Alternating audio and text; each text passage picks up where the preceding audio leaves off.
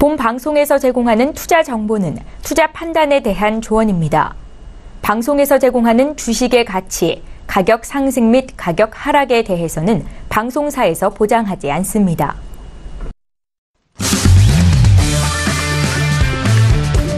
네, 안녕하세요. 해외 선물 신세계 MC 김은혜입니다. 자, 오늘은 수요일 저녁인데요. 원유 재고 발표가 예정이 되어 있습니다. 최근에 크루드오일에 대한 가격대가 급등하고 이후의 가격대에 대해서 방향성 많이들 궁금해하실 텐데요. 잠시 후 오늘장 원유 재고 발표도 함께 해보시길 바라겠고요. 자, 그동안의 국채 금리에 대한 부분 계속적으로 3%대 돌파 여부가 궁금해하셨을 텐데 3%대를 돌파하면서 이전 시장에서는 전날 시장에서는 모두 시장에 빠지고 있는 그런 분위기 속입니다. 자, 그 안에서 지수에 대한 방향성도 오늘 신세계 2시간 동안 함께 하시면서 탄탄한 전략까지도 챙겨가 보시길 바라겠습니다. 자, 오늘도 여러분께서 시청하시면서 저희 참여하실 수 있는 방법 준비되어 있습니다. 전화와 문자 그리고 유튜브 실시간 채팅방을 통해서도 다양한 의견 접수가 가능합니다. 전화 주실 때는요. 서울전화 02-3153-2611번, 2612번 두 대의 전화가 준비되어 있고요. 문자 보내실 때는 샵 0082번으로 보내시면 오늘의 마스터님과 함께 여러분들의 상담도 탄탄하게 도와드리도록 하겠습니다. 자, 그리고 저희 방송은 유튜브로도 시청 가능합니다. 유튜브 들어오셔서요. 서울경제TV를 검색을 하시고 또 그 안에 실시간 시청과 함께 채팅방 활용이 가능하니까요. 유튜브도 많은 시청 기다리고 있겠습니다. 아울러 저희가 신세계 1부에서 제공된 정보는요. 투자 판단에 대한 조언입니다. 해당 상품의 가치와 수익률을 보장하지 않는다는 점 다시 한번 유의해 주시길 바라겠고요. 또한 저희 프로그램은 자본시장 통합법을 준수하고 있습니다. 1대1 투자 상담과 유사수신행위, 무인가 영업행위, 불법 대여계좌 홍보 및 가입권을 등 이런 모든 불법사항에 대해서 엄중하게 금지하고 있다는 점 또한 다시 한번 고지 도와드리도록 하겠습니다.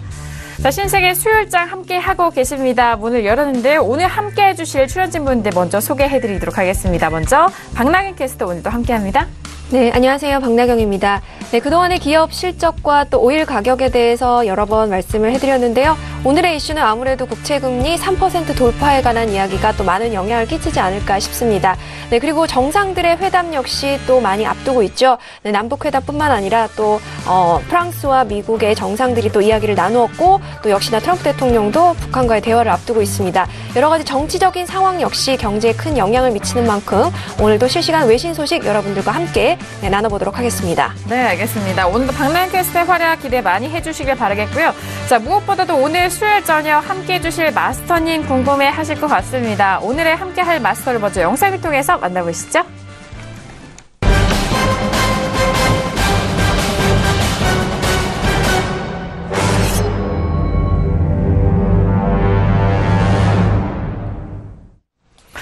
네, 오늘 이분 정말 기다리시는 시청자분들이 많으실 것 같습니다. 오랜만에 함께합니다. 에듀시스템 마스터님 나오셨습니다. 어서 오세요. 네, 반갑습니다. 반갑습니다. 네, 사실 거의 한 3주 만에 뵙는 것 같은데 그동안에 저희 AG 시스템에 대한 본격적인 연구가 있었습니다. 그래서 AG 시스템이 본격적으로 이제 출시를 하게 됐고요. 네, 출시를 앞두게 됐고 그동안에 많은 개발 과정을 통해서 이제 저희 동경대 친구 그리고 카이스트 친구들까지 전부 다 연구 진행에 참여를 했습니다. 그래서 이 부분에 대한 오픈까지도 오늘 같이 좀 말씀을 드릴 시간이 있을 것 같습니다. 네, 알겠습니다. 비장하게 오늘 인사 말씀해주고 계시는데 그동안 정말 바쁘셨던 것 같은데요. 그 이야기를 잠시 후 더욱더 구체적으로 함께 해보도록 하겠습니다. 자, 오늘 수요일 저녁 에듀시스템 마스터님과 신세계 이어가 보도록 하겠습니다. 현재 시각이 10시 2분 지나가고 있는데요. 현재 구간 시작 어떻게 흘러가고 있는지 현재 시세 먼저 살펴드리도록 하겠습니다. 시세 보시죠. 자, 먼저 지수부터 보도록 하겠습니다. 자, 어제장의 본장에서는 1% 넘게 3대 지수 모두 하락을 하는 흐름을 보여줬는데요. 자, 현재 부근에서도 지수 여전히 밀리고 있습니다. 2628포인트까지 떨어지면서 0.27% 하락세 보이고 있고요. 자, 그리고 나스닥도 함께 보시죠. 나스닥도 어제장의 큰 폭의 하락에 이어서 오늘도 추가적으로 하락합니다. 6513.50포인트로 0.20% 빠진 가격대 이어가고 있고요. 자, 그리고 유로FX도 마찬가지입니다. 유로FX 0.42% 빠진 1.22300달러 선으로 현재 부근도 여전히 빠지고 있는 상황입니다. 자, 그리고 골드도 함께 보실까요? 자, 골드도 역시나 현재 가격 빠지면서 어제장의 소폭의 반등이 이어졌습니다만 오늘 좀 크게 밀립니다. 0.77% 빠진 1322.9달러 선 거래가 되고 있습니다. 자, 그리고 크루드 오일도 함께 보시죠. 자, 크루드 오일도 역시나 같은 같은 흐름입니다. 어제장에 좀 빠지면서 1.74%가 밀리고요. 오늘장도 여전히 소폭 하락하면서 67달러 중반대 가격입니다. 67.65달러 선 거래가 되고 있습니다. 자, 그리고 달러 인덱스 함께 보시죠. 달러 인덱스가 90선을 좀 지지가 되면서 90.920선까지 올라갑니다.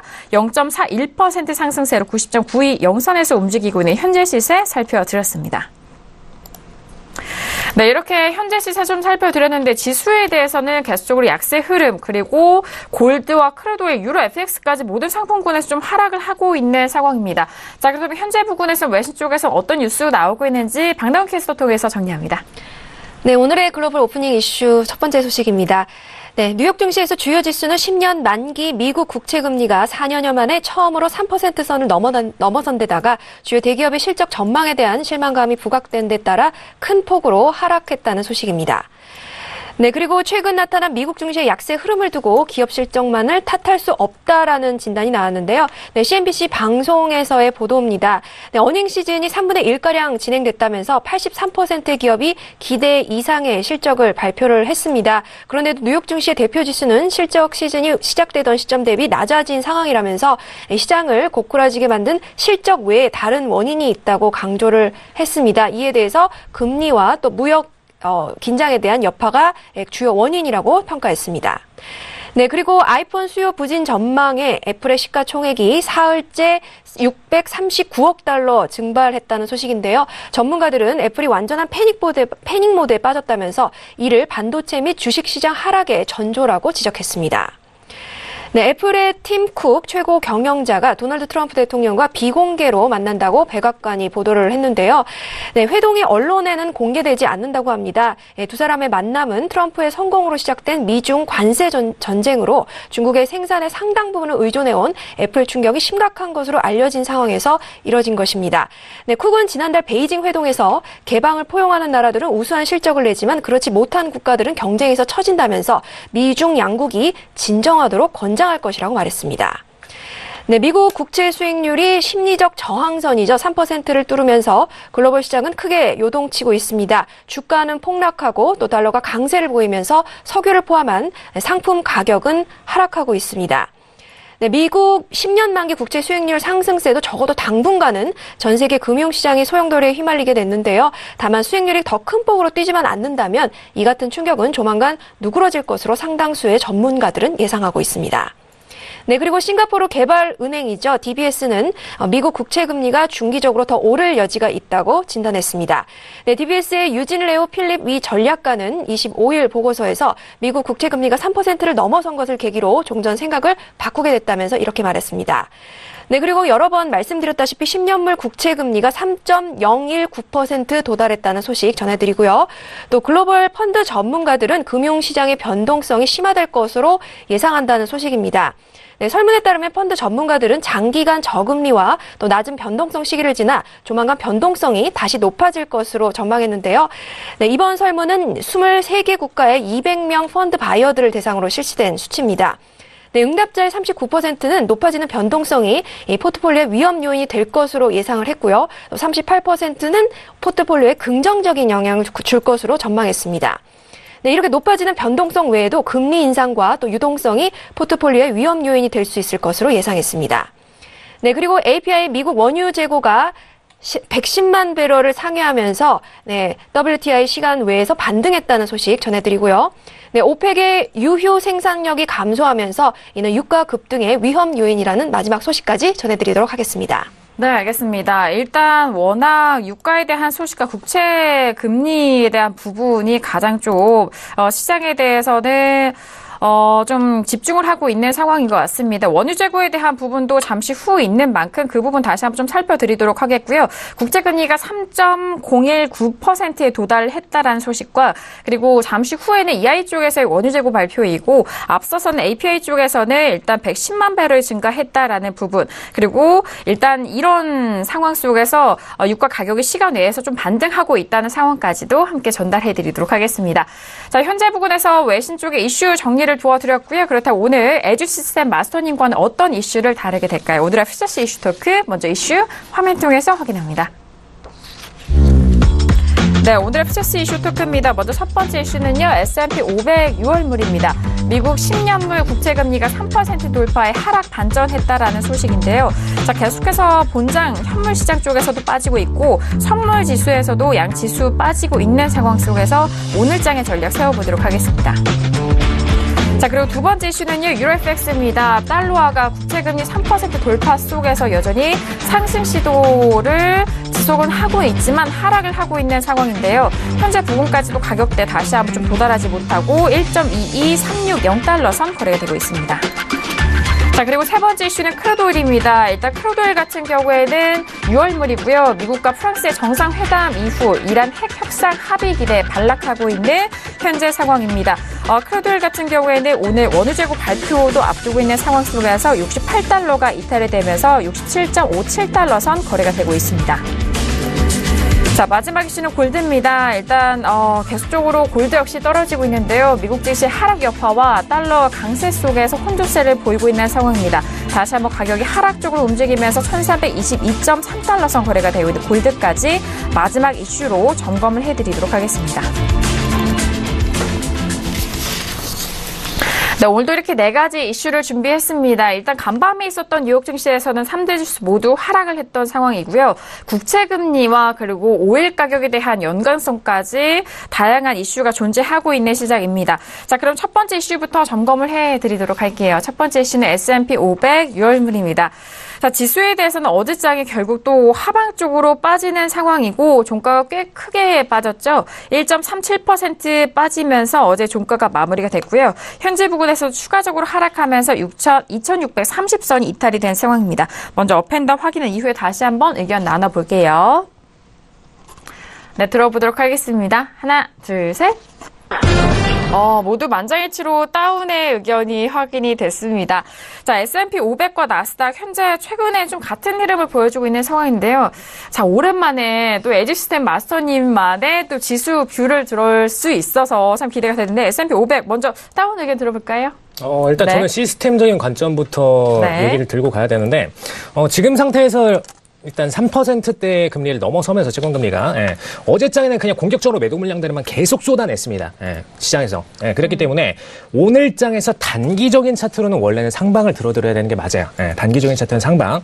근데 다만 전 장기적으로 원래 S&P는 거래해야 되는 종목이기 때문에 하방을 들어드렸고요.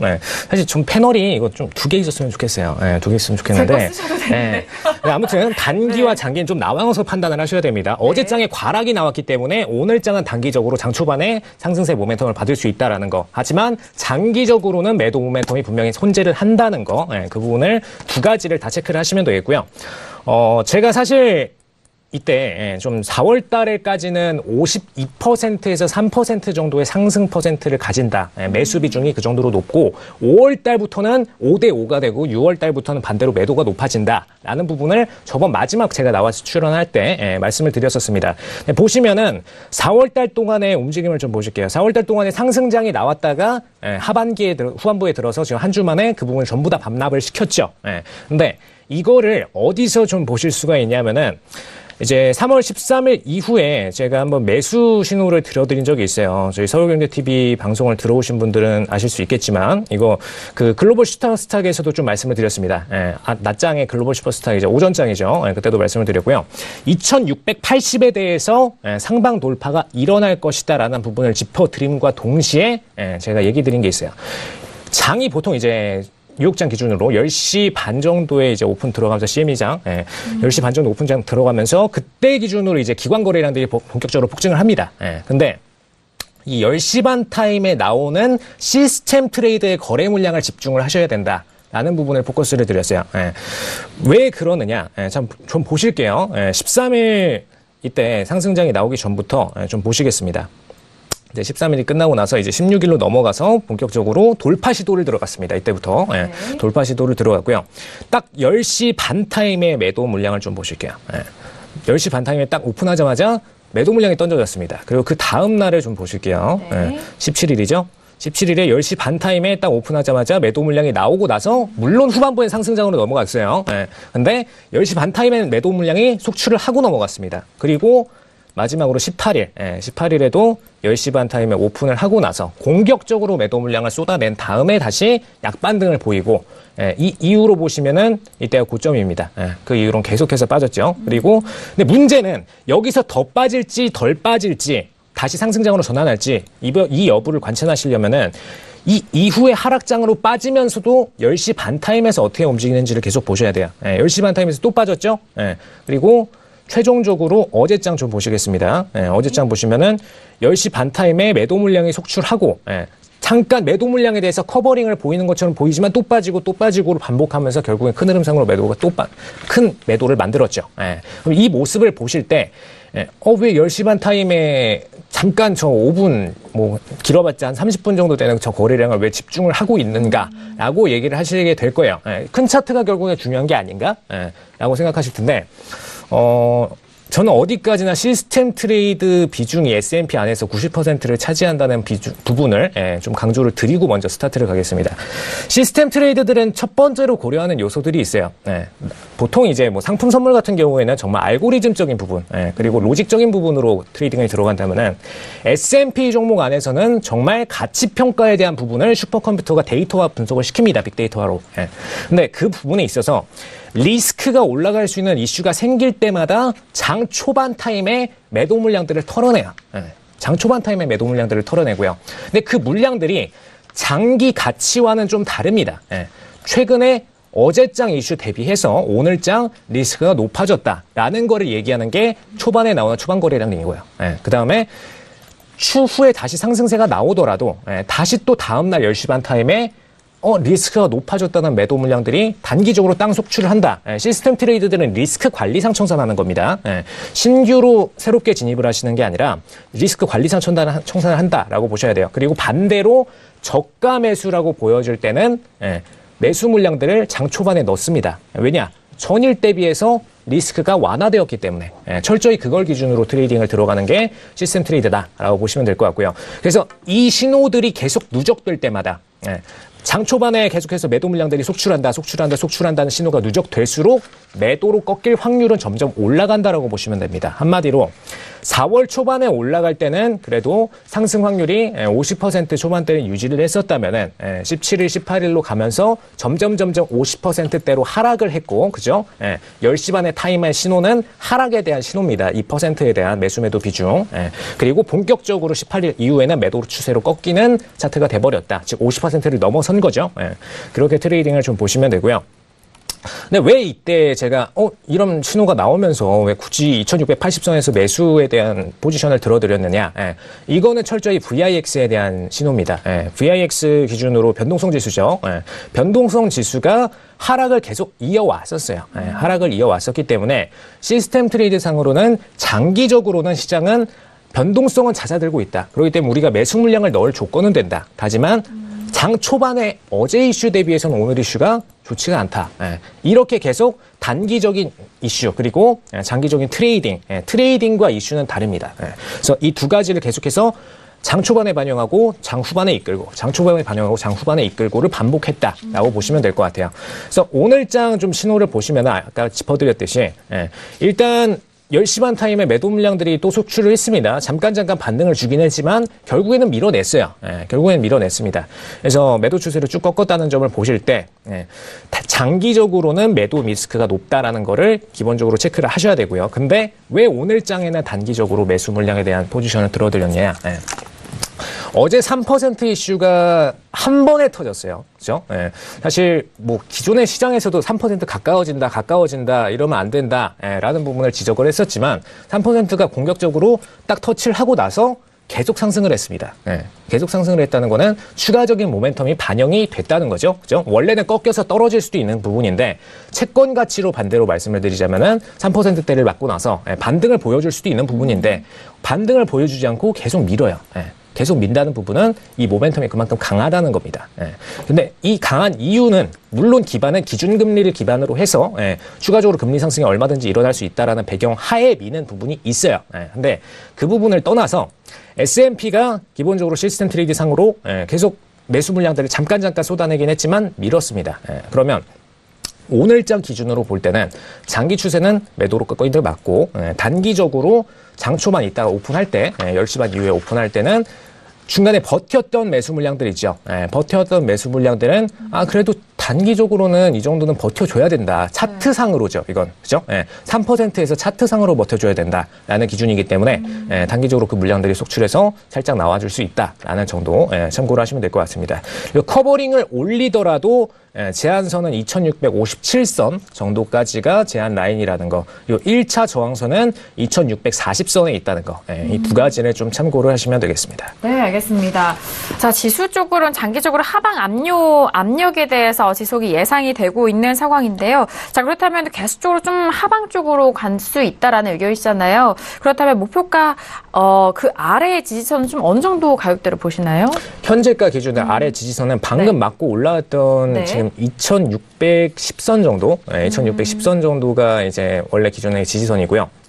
좀 살짝 이격을 두고서 먼저 튀어 올랐어요. 근데 다시 하락을 보일 경우에는 2610선 정도는 쉽게 뚫어버릴 수가 있고요.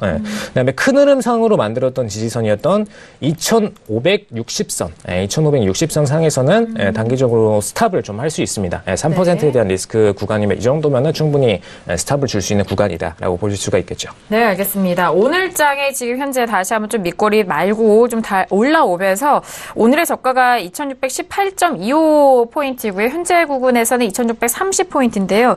2610선 그리고 2560선에 대한 부분까지도 다시 한번 짚어주셨으니까요. 확인해 보시기 바라겠습니다. 자, 여기서 외신 쪽에서도 여전히 다운에 대한 의견이 확인되는데 들어볼까요? 네, 지금 CNBC 보도부터 먼저 좀 전달을 해드리도록 하겠습니다. 네, 지금 개장 이전에 지금 현재 상황은요, 보잉사가 기대치보다 높은 수익을 발표하면서 약간의 좀 상승세를 보였던 것은 사실이고요. 보잉사 2.7%의 성장률, 그리고 전년 1사분기 대비 수치고요. 또 2018년 전망도 내놓았고요. 투자자들은 근데 이제 금리가 올라서 경기가 둔화되는 것은 아닌지 좀 우려하고 있다라고 얘기를 하고 있고요. 또 주가 안정 이런 게 필요한데 이 기업의 자생력을 악화시키는 것은 아닌지 이 부분도 또 걱정하고 있다는 소식 실려 있습니다. 하지만 저 트위터도요, 기대 이상의 실적을 나타내서 6%의 성장세를 보이고 있고요. 근데 지금 시장이 기대 이상의 실적에도 좀 압박을 받고 있다라는 소식입니다. 당연히 이제 국채 금리 때문이라고 많이들 분석을 하고 있는데요. 지금 장 초반에는 이제 국채 금리가 소폭 반락을 하고 또 기업 실적 개선도 부각이 되면서 오름세를 탔지만 이제 주요 지수가 아까 말씀드린 대로 3%를 넘어선 이후에 반락을 하기 시작했고 또 급락세를 타게 됐습니다. 지금 금리가 상승하면 아시다시피 이제 기업의 이자 부담으로 기업의 실적이 악화될 거라는 우려, 지금 또 증시 투자된 자금이 높은 금리를 제공하는 채권으로 이동할 것이다라는 전망도 팽배하다는 소식이고요. 또 투자자들이 기업의 호실적보다는 실적 부진이나 향후 둔화 가능성에 더 주목한 점도 주가를 끌어내렸다라고 분석을 하고 있습니다. 네, 그래서 지금 이제 더 추가적으로 좀 말씀을 드리자면 지금 이렇게 뉴욕 증시 전문가들은 금리 움직임을 이렇게 주시하는 가운데 향후에 실적 발표가 또 기업의 주가가 반락할 가능성에 대한 우려가 더 커질 것으로 봤다라고 하는데요.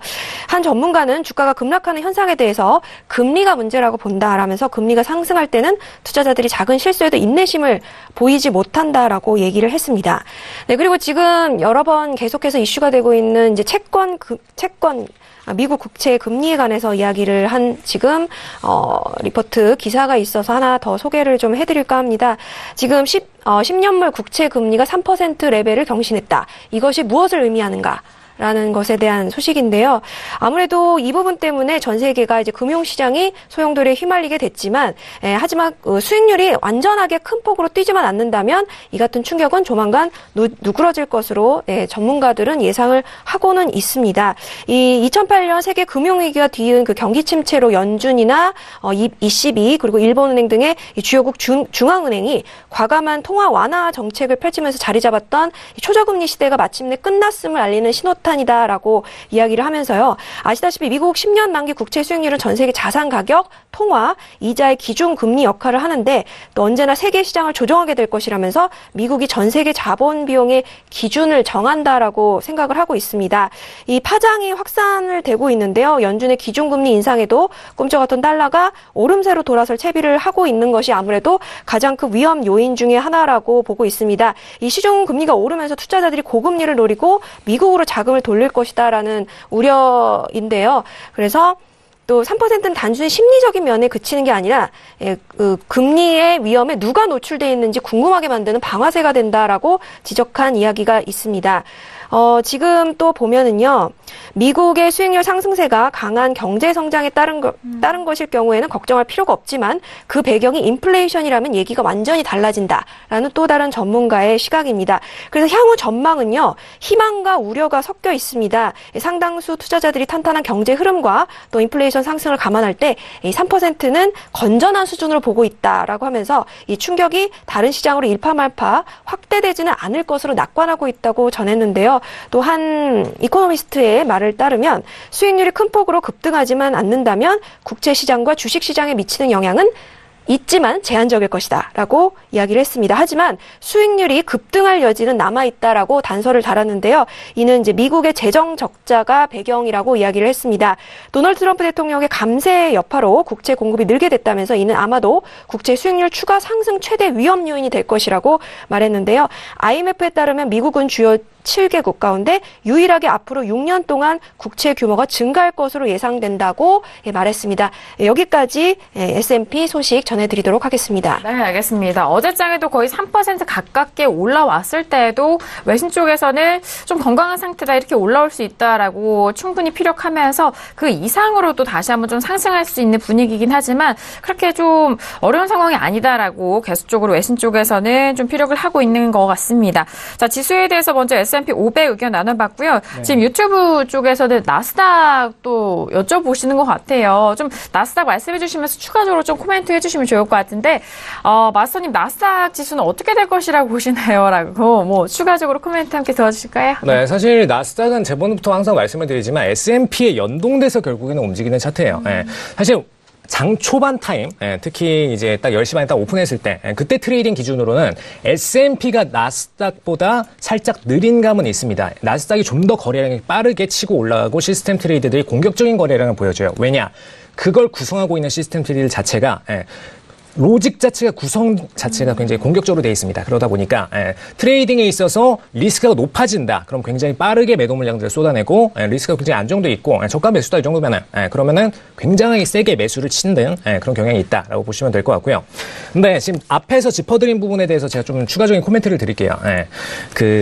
채권금리 3%가 의미하는 부분이 뭔지를 좀 모르시는 분들이 많으신 것 같아요. 근데 이 채권금리를 움직이는 요인이 딱 세 가지가 있습니다. 이 세 가지에 대해서 알고 나시면은 이 채권금리가 움직이는 게 어느 방향을 뜻하는구나. 이거를 좀 아시게 될 거예요. 금리를 움직이는 데 있어서 첫 번째가 기준금리가 있죠. 기준금리가 있고요. 두 번째로는 인플레이션 부분이 있습니다. 반대로 말하자면 그냥 단순 물가 가치가 아니고요. 이거는 달러 인덱스 자체의 움직임에 대한 부분입니다. 달러 인덱스가 하방적으로 강하게 움직인다. 그러면 채권에 있어서는 일단 가치 부분은 올라갈 수도 있지만 금리를 그만큼 반환을 해줘야 되는 겁니다. 인플레이션으로 인해서 같은 돈을 가지고 있어도 같은 통화량의 가치가 떨어졌어요. 그럼 상대적으로 그만큼의 금리를 반환을 해줘야 되는 거예요. 그렇기 때문에 그런 면에서 이제 채권금리는 움직일 수밖에 없는 모멘텀이 있고요. 그리고 마지막으로 핵심적인 거는 이런 인플레이션이나 통화정책은 FOMC가 결정을 해주는 거지만 별개의 요소가 하나 있죠. 정부가 직접 결정하는 재정 문제 여기 있습니다. 재정 문제가 가장 핵심인데 재정 문제가 최근에 앞에서 짚어드린 대로 분명히 200%가량 올해 채권 발행량이 증가를 한다라는 부분을 JP모건도 기존에 예측을 했었지만 실질적으로 가시적으로 드러나고 있어요. 그러다 보니까 채권 금리 자체의 모멘텀 그리고 가치의 모멘텀 이 두 상관관계는 반비례 관계입니다. 근데 이 반비례 관계를 떠나서 채권 자체 가치가 떨어지게 되면은 한마디로 이제 통화 가치가 떨어지는 거예요. 통화 가치도 떨어지고 미국 재정의 재정 가치도 떨어지는 겁니다. 한마디로 신용 등급이 강등되는 모멘텀, 신용 등급이 강등되는 모멘텀에서는 같은 통화 가치를 가지고 같은 채권 가치를 가지더라도 금리는 급격하게 상승할 수밖에 없습니다. 예를 들어서 뭐 베네수엘라다 이런 친구들은 채권 금리가 공격적으로 올라가줄 수밖에 없는 그런 모멘텀이에요. 그렇기 때문에 이런 최근에 미국 신용 등급이 한번 강등된 적이 있습니다. 일부 신용평가 기관에서 그런 모습을 보실 때 또 추가적으로 앞으로 재정 부분이 확충될 만한 요인이 없다라는 거는 이미 금융기관에서 다 알고 있어요. 이 부분을 5일로 메꿀 수 있을지 혹은 뭐 중국과의 무역을 통해서 메꿀 수 있을지는 전부 다 퀘스천 마크고 일단 적자부터 스타트해서 플레이를 했습니다. 그렇기 때문에 당장 트럼프 임기 동안에는 계속해서 적자를 쌓아갈 수밖에 없는 상황이에요. 그럼 당연히 채권 가치 부분은 전체적으로 하락을 당할 수밖에 없겠죠. 당할 수밖에 없고 금리 부분도 올라갈 수밖에 없는 모멘텀이다. 라는 부분 전제로 깔아두시면 되겠습니다. 그리고 올해는 일단 최소 3회 그리고 최대 뭐 4회까지도 기준금리 인상에 대해서 포커스를 맞추고 있어요. 그러다 보니까 현실적으로 채권금리 부분은 같이 올라갈 수밖에 없습니다. 그리고 이 채권 금리가 왜 S&P랑 나스닥에 자꾸 영향을 주느냐라는 부분에 대해서 퀘스천을 던지실 텐데 채권 금리는 기본적으로 이제 뭐 국채 금리니까 국가와 기업이 무슨 상관이냐라고 얘기를 하실 수도 있겠지만 일단 투자자들은 명확해요. 투자자들은 채권에다 투자를 할까 아니면은 기업체 회사채에다 투자를 할까 둘 중 하나에 대해서 선택을 합니다. 그런데 국채 금리가 올라갔어요. 그러면 상대적으로 기업체를 굳이 투자할 필요가 없겠죠. 단기적으로. 기업 투자에서 당연히 뺍니다. 모멘텀을 빼버리고요. 그리고 그런 모멘텀이 최근에 그냥 미국 내에서 자금 이동으로만 나오는 게 아니고요. 최근에 무역전쟁으로 인해서 중국이 또 자금을 빼가고 유럽도 자금을 빼가고 그리고 러시아마저도 미국에 대해서 공격적으로 나오고 있습니다. 그리고 이런 모멘텀 상에서는 기업 자체의 주가 투자도 빠질 뿐 아니라 회사채에 대한 투자도 빠져요. 그럼 두 가지가 다 빠지게 되죠. 그러면 기업들은 자금난을 겪을 수밖에 없습니다. 그럼 상대적으로 경쟁 기업들, 뭐 중국의 뭐 알리바바와 아마존을 대립시켜 놓고 딱 봤을 때 아마존에 투자돼 있던 자금이 빠지고 그 자금이 반대로 중국 부호들이 알리바바에 투자를 했어요. 그럼 상대적으로 경쟁력이 있어서 알리바바가 좀 더 우위를 가지게 되는 거죠. 이런 모멘텀을 보실 때 상대적으로 미국 기업들의 가치가 떨어지게 된다라는 부분을 포커스 맞추시면 되겠습니다. 그 이유로 인해서 매도 모멘텀이 생긴다는 점. 그래서 왜 채권과 현실적으로 주가가 상관관계가 있는 건지 이 부분을 종합적으로 정리를 드렸습니다. 네, 알겠습니다. 자, 나스닥까지 그리고 간밤 있었던 국채 금리, 국채 상승률에 대한 부분이 어떻게 좀 적용이 되는지 다시 한번 도와드렸고요. 자, 일단 문자 쪽으로 지금 지수 저희가 첫 번째 이슈 점검을 해드리는데 다양한 지수 상품에서 궁금하신 점 좀 문자로 보내주고 계십니다. 끝자리 6940님 보내신 문자인데요. 아시아 지수 상품들도 같이 하방 압력이 이어질 것이라고 보시는지요? 라고 문자를 보내셨는데 앞서서 마스터님이 S&P 500이라든지 하방 쪽으로 지속적으로 좀 흘러낼 수 있는 가능성이 있다라고 말씀을 해주셨는데 아시아 지수, 뭐 항생 지수, 니케이 뭐 비롯해서 중국 쪽의 지수도 마찬가지인 것 같은데 마스터님 아시아 쪽은 어떻게 보세요? 사실 네네. 아시아 쪽은 거의 뭐 S&P에 연동돼서 움직이는 차트예요. 국내 뭐 나스닥, 코스피나 코스닥 거래하시는 분들도 아시겠지만 애초에 우리나라 기관들도 당장 장 스타트 끊기 전에 전일장 미국장을 보고선 트레이딩이 바로 임합니다. 그리고 이 기관 트레이딩 시스템들 자체도 미국 차트를 기반으로 해서 수학적 데이터를 가지고 시스템 트레이드를 들어가요. 그리고 대부분의 아시아 장들도 똑같습니다. 그렇기 때문에 미국장이 기본적으로 하락 모멘텀을 받았다. 그럼 전반적으로 아시아장도 같이 빠질 수밖에 없고요. 이걸 역행해서 올라갈 수 있는 기업은 그 국가는 거의 없습니다. 중국 정도는 되어야 중국이 정말 호조세의 모멘텀이 있다. 미국의 자본이 전부 다 중국으로 이동을 했다. 이 정도의 강한 모멘텀이 있는 친구들이 아니면은 사실상 나머지 장들을 주도하는 거는 미국의 힘으로밖에 움직일 수가 없다라는 점 참고를 하시면 될 것 같고요.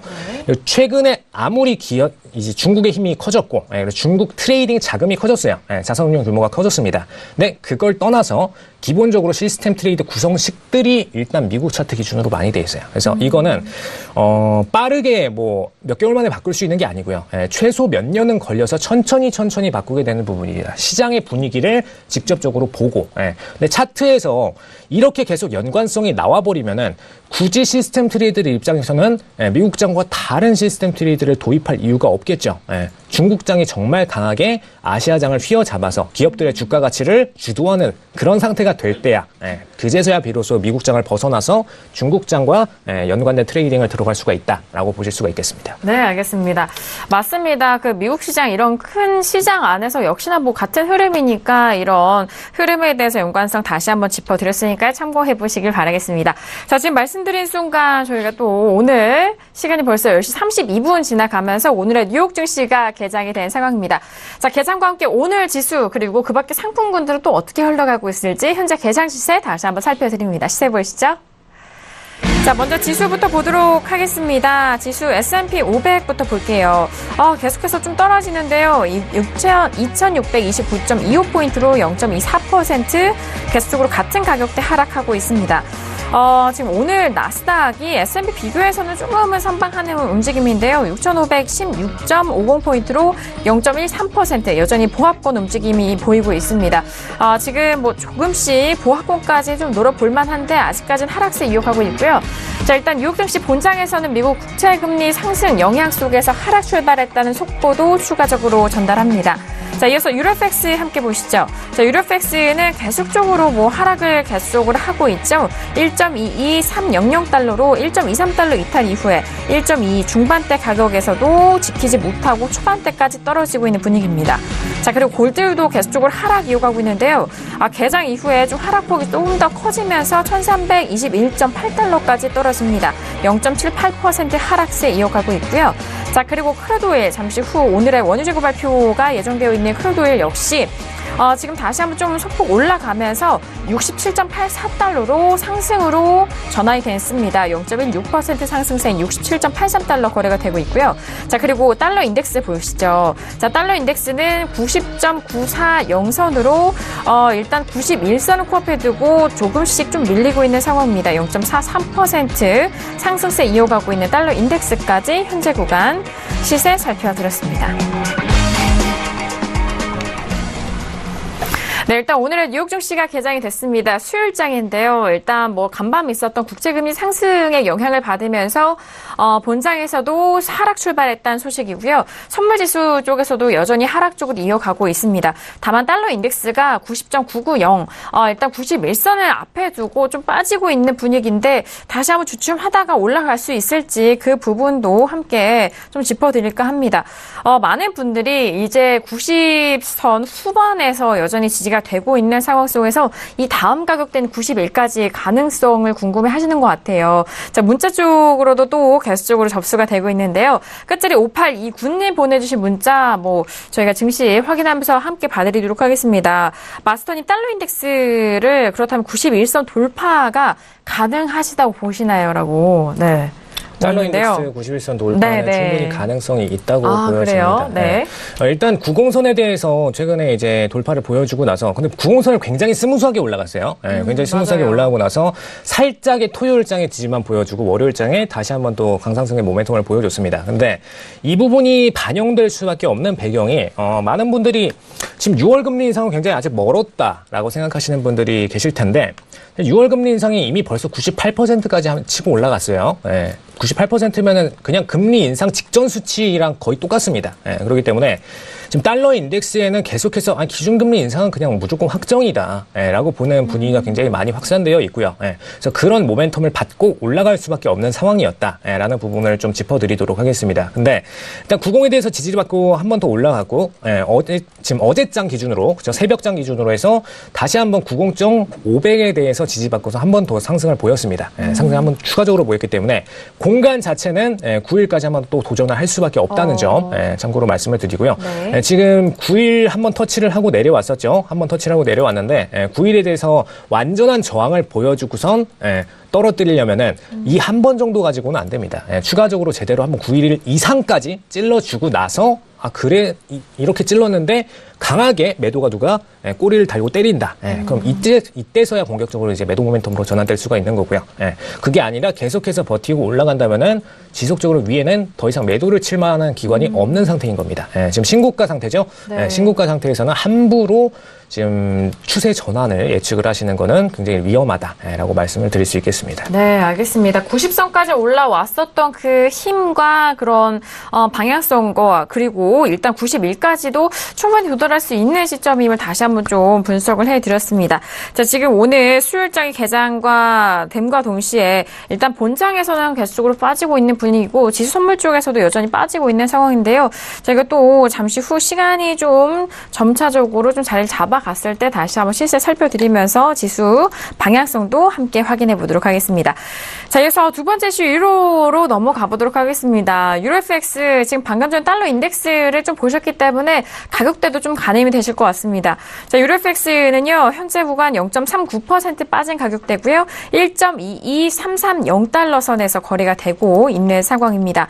자, 일단 유로FX 계속적으로 흘러내리고 있는데요. 먼저 업앤다운 확인한 이후에 다시 한번 유로FX도 의견 나눠보도록 하겠습니다.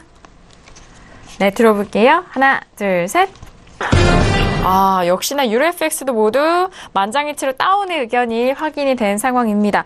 자, 역시나 달러 인덱스 앞서서 말씀해 주셨기 때문에 가늠이 될 수도 있는 부분이기도 해요. 달러 인덱스도 올라갈 수도 있는 부분이라면은 유로가 좀 빠질 수 있다라는 예상이시잖아요. 네. 네네. 좀 짚어드릴 게 있다면은, 유로는 지금 상승 차트의 캔들을 보여주고 있어요. 그렇기 때문에 지금 상태에서 신저가라고 함부로 그냥 매도를 치고 들어가시면 안 되고요.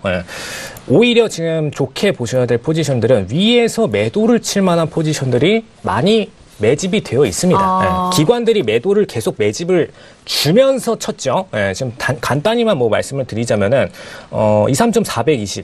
400 라인. 그리고 추가적으로 금일장과 어제장에 이어서 만들었던 2.920. 이런 라인들 보시면은 지금 동일 단가 호가에다가 계속해서 블로킹 물량을 넣으면서 추세를 떨어뜨리고 또 넣으면서 떨어뜨리고 반복을 하고 있어요. 그럼 저희는 여기서 어떤 매매를 하실 수가 있느냐? 지금 상승 캔들이 나왔죠. 상승 캔들이 나왔으면은 단기적으로 상승장이 나올 때 매도를 칠 만한 자리들을 계속해서 노리셔야 됩니다. 지금 신세계 포지션으로 오늘 올려드리고 왔어요. 신세계 프로그램 다운 받으셔가지고 지금 매매 포인트를 먼저 보세요. 오늘 매매 포인트 그냥 무료로 다 올려드리고 왔으니까 한번 보시고 지금 위에서 매도 칠 만한 자리가 많습니다. 유로가 계속해서 지금 거의 한 5거래일 연속으로 매도를 떨어뜨리면서 지속적인 계단식 매도를 만들어 왔어요. 그렇기 때문에 다시 올라올 때 매도 치시고 다시 올라올 때 매도 치시고의 관점으로 가셔야 됩니다.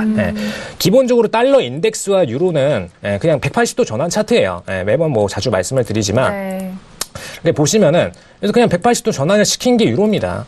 그렇기 때문에 달러 인덱스가 기본적으로 9일에 대해서 저항선이 남아있죠. 바로 위에. 그러면 유로도 똑같이 지금 신저가 부분이 달러 인덱스 기준으로 9일 라인이에요. 그럼 단기적으로 저항을 받을 수밖에 없습니다. 물론 돌파 시도는 하겠죠. 근데 저항을 받고 상승장으로 잠깐씩 올라갈 수밖에 없습니다. 그럼 이 모멘텀을 탔을 때 같이 매도를 쳐서 내려가는 쪽으로 장기적인 트레이딩을 들어가시는 게 좀 더 맞다라고 말씀을 드릴 수 있겠고요. 일단 달러 인덱스 방향이 잡혔기 때문에 달러 인덱스 방향대로 추세를 잡아야 된다는 거는 공공연한 사실입니다. 근데 만약에 유로가 자체 모멘텀으로 이번에 하반기에 이제 스페인 재정부 장관 출신이 이제 부의장으로 들어오시죠. 부총재로 들어오시죠. ECB에. 네, 이런 모멘텀들로 인해서 유로의 ECB의 통화 정책이 급격하게 변동한다. 이런 이슈들이 아니라면은 단기적으로 차트를 달러 인덱스를 꺾어서 올릴 만큼 강한 유로의 자체 모멘텀은 잘 없습니다. 그래서 그런 부분들을 고려하셔서 달러 인덱스 기준의 매매를 반드시 이어가시기 바랍니다. 그리고 제일 중요한 부분은 달러 인덱스는 가격대 저항이 세요. 가격대 저항이 세다는 건 무슨 의미냐? 정수로 떨어지는 88, 89, 90 이런 라인들 있죠. 특히 최근에 제일 강했던 라인이 신저가였던 88 라인 그리고 항상 기준이 되는 90 라인 이 두 라인입니다. 이 두 라인에 대해서 저항선을 항상 받아왔고 그리고 지금은 9일에 대해서 정수 라인 저항을 받고 있고 이 라인들에 대한 저항이 있는 만큼 유로는 같은 차트 기준으로 여기가 9일이구나 여기가 90이구나 매칭을 시켜서 여기서 저항이 생긴다는 걸 기본적으로 인지를 해주시길 바랍니다. 네, 알겠습니다. 자, 일단 매도적으로 접근할 수 있는 가격대가 좀 유효한 상황이다라고 말씀해 주셨는데요. 자, 그렇다면 지금 가격대 지금 1.2440달러인데요. 그러면 반등시 매도적인 부분으로 가져가야 되나요? 어떡하나요? 네, 반등시 매도적인 부분으로 가져가셔야 돼요. 지금 보시면은 실시간으로 방금 전에 꼬리 치고 한번 올라왔습니다. 꼬리로 방금 찍고 올라와서 지금 450까지 또 올라왔어요. 이런 모습을 보실 때 반대로 지금 달러 인덱스 차트 보시면은 지금 180도 전환 차트입니다. 이거는 매도로 꺾여서 내려가고 있는 거죠. 9일을 맞고 나서 매도로 꺾여서 내려가고 있는 겁니다. 그럼 이 모멘텀을 보실 때 유로도 그럼 당연히 상승장으로 잠깐 올라주겠구나. 그럼 저희는 위에서 매도 포지션만 잡고선 대기를 하시면 되는 겁니다. 네. 간단한 플레이죠. 그래서 특히 뭐 달러 인덱스 기준에 지금 저항선이 뭐 90.72로 이런 라인들에 보여지고 있기 때문에 똑같은 라인으로 매칭시킨다면은 뭐 유로 기준으로는 2.625 정도가 되시겠죠. 이런 라인들에다가 저항선이 있다라는 거는 인지를 하시고 플레잉을 들어가시길 바라겠습니다. 알겠습니다. 자, 지금 유로에 대해서는 일단 달러 인덱스는 90.715선 라인으로 또 유로 쪽으로 환산한다면은 1.22625달러 선에서의 반등 시 매도적인 접근 유효하다 말씀 정리해드립니다. 자, 이어서 외신 쪽에서도 역시 다운 의견인데요. 들어볼까요? 네, 지금 달러가 수요일 미국 국채금리가 3%를 상회하면서 네 달째 최고치를 기록하고 있는데요. 유럽 중앙은행 미팅을 앞둔 시점, 지금 유로에는 지금 약재로 작용을 하고 있습니다. 역시나 또 아시아 시장에도 하락세를 보이고 있고요. 또 달러 인덱스는 간밤 상승치가 1월 12일 이후 최고를 보이고 있다는 소식이 이제 앞부분에는 지금 전달이 되어 있고요. 지금 이제 투자자들은 최근의 범위에서 이 막혀 있는 유로 달러 환율에 집중을 하고 있는 모습인데요. 말씀드린 바와 같이 유럽중앙은행 통화정책회의가 목요일에 진행이 될 예정입니다. 지금 투자자들은요, 인플레이션 가속화와 또 부채 증가에 대한 우려가 국채금리를 높이고 있다라고 생각을 하고 있는데요. 지금 말씀드린 바와 같이 미국 국채금리 오름세로 달러는 엔화에는 상승을 했지만 또 유로화에는 내리는 혼조세로 출발을 했는데 이 뉴욕 증시 등의 위험자산 동향이나 유가 등의 원자재 가격, 또 미국 경제지표, 또 중동 지정학적 상황 등의 긴장 등을 주목을 하고 있습니다. 지금 이렇게 이제 뉴욕 증시가 약간의 반락을 하면서 불안 심리가 커지면서 또 엔화에 반락하고 또 유로화에도 낙폭을 확대하고 있는데요. 지금 유로화는 또 독일 경제지표 부진에도 달러의 강세를 보이고 있습니다. 네, 지금 달러가 5일째 오른 후에 일부 강세론자들이 차익 실현을 하고 있다라면서 이번 주 유럽과 일본 중앙은행의 정책 결정 회의가 예정돼 있다고 설명을 또 하고요. 그러나 이제 달러가 단기적으로 더 오를 수는 있지만 또 연방준비제도, 또 연준의 금리 인상 뒷받침을 받는 미국 국채금리 상승이 계속해서 달러를 지지할 것으로 내다봤습니다. 반대로 또 다른 중앙은행은 또 이전에 매파 발언을 되돌리고 있다면서 ECB가 놀랍게도 매파적이거나 또 미국 경제지표가 실망스럽다면 달러 지수는 유로달러 환율의 환율 상승 여지 때문에 다시 실질적인 압력을 받을 것이라고 예상을 했습니다. 또 전략가들은 미국 국채금리 움직임과 또 ECB 정책 회의를 주목하면서 달러 방향을 고민하는 모습을 보였는데요. 달러가 최근 세계적인 성장세 주춤과 또 캐나다부터 중국까지 중앙은행들이 통화 완화 정책을 확대할 것이라는 투자자들 인식을 도움을 받았다고 진단을 했고요. 이 ECB 회의 전에 시장이 랠리를 준비할 것으로는 생각하지 않는다라고 덧붙이면서 이 신흥국 각각의 나라에 대한 우려와 또 피로감, 또 10년물 국채금리 상승 때문에 달러가 지지를 받고 있고, 또 이번 달 가장 최악의 수익률을 보인 것은 러시아, 브라질, 멕시코, 남아프리카 공화국 등이라고 설명을 하고요. 하지만 아까 외신에도 전달을 해드렸다시피 이 달러 강세가 일시적인 것이다라고 말하면서 장기적인 달러 추세는 여전히 하락이고 또 이것이 바뀌기는 어려울 것이다라고 덧붙였습니다. 또 네덜란드 ING 은행은요, 달러의 상승은 역시나 숏 스퀴즈 탓이라고 말하면서 역시나 일시적인 것으로 예상을 하고 있습니다. 지난해 10월을 전례로 봤을 때 달러가 약세를 나타내기 전 3, 4주 정도 강세를 나타냈다. 그때 이제 수치를 이야기를 하면서 평균적으로 달러 지수가 오른 후에 어떤 방향으로 갈지가 분명히 패턴이 있는 것까지는 아니다라고 덧붙였다는 소식까지 전해드리도록 하겠습니다. 네, 알겠습니다. 자, 유로에 대해서도 다운 의견 들어봤습니다. 시간 벌써 10시 46분 지나가고 있는데요. 개장한 지 16분 지나가고 있습니다. 박나경 캐스터 다시 한번 좀 외신 쪽에 개장 이슈 점검되는 거 있나요? 네, 지금 오늘 개장 소식은요, 지금 여러 번 저희들이 이제 다뤄주고 있는 소식들과 좀 중복되는 부분이 많습니다.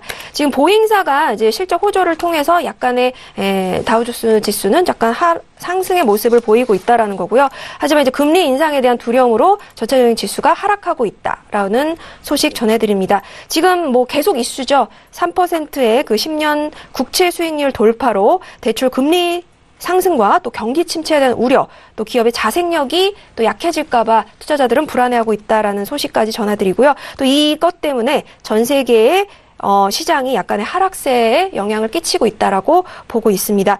그렇기 때문에 트위터 등의 기업 실적 호조에도 이 큰 영향을 받지 못하고 하락세를 보여주고 있고요. 하지만 이제 전문가들은 이런 것들이 좀 일시적이면서 기업에 부정적인 영향을 끼치진 않을 것이다라는 소식도 역시 개장 소식에도 덧붙여 있습니다. 네, 알겠습니다. 자, 역시나 국제 금리에 대해서 많은 시장이 좀 눈에 쏠리고 있는 상황인 것 같습니다. 잠시 후 저희가 2부에서도 다시 한번 좀 시장이 좀 자리 잡아가는 대로 다시 한번 점검을 도와드리도록 하겠습니다. 자, 1부에서 다양한 전략 S&P와 유로 FX까지 저희가 전략자 드렸는데요. 저희가 말씀드린 내용은 투자 판단에 대한 조언이고요. 해당 상품의 가치와 수익률을 보장하지 않습니다. 또한 저희 프로그램은 자본시장 통합법을 준수하고 있다는 점 다시 한번 고지 도와드리도록 하겠습니다. 자, 1부 여기서 마무리하겠고 잠시 후 2부에서도 크루드오일과 골드, 에이지시스템 마스터님과 함께 도와드리도록 하겠습니다. 감사합니다.